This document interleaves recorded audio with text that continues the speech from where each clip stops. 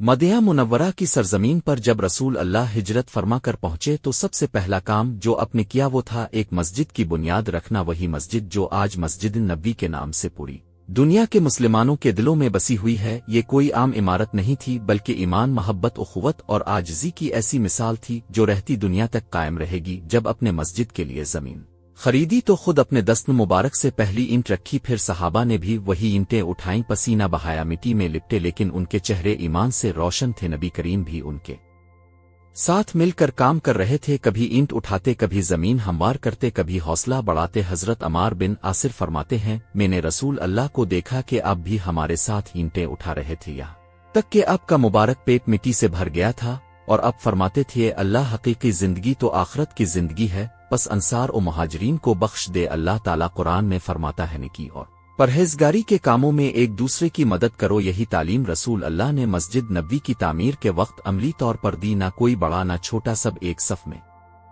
ایک مقصد کے لیے، اللہ کی رضا کے لیے۔ یہ منظر ہمیں سکھاتا ہے کہ اسلام میں بڑائی کسی منصب اعمال میں نہیں بلکہ عاجزی میں ہے۔ نبی کے لیے کوئی کام چھوٹا نہیں تھا، چاہے وہ اینٹ اٹھانا ہو یا زمین صاف کرنا۔ یہی وہ روح تھی جس نے مدینہ کو اسلامی معاشرے کا پہلا مرکز بنایا۔ آج اگر ہم چاہتے ہیں کہ ہماری امت پھر سے مضبوط ہو تو ہمیں بھی وہی جذبہ پیدا کرنا ہوگا، ایک دوسرے کے ساتھ مل کر کام کرنے کا، نیکی میں تعاون کرنے کا، اور عاجزی کے ساتھ دین کی خدمت کرنے کا۔ اگر آپ کو یہ واقعہ ایمان تازہ کرنے والا لگا تو اس ویڈیو کو لائک کریں، شیئر کریں تاکہ یہ محبت رسول کا پیغام دوسروں تک پہنچے، اور چینل کو سبسکرائب کریں تاکہ مزید تاریخی اسلامی واقعات اب تک پہنچتے رہیں۔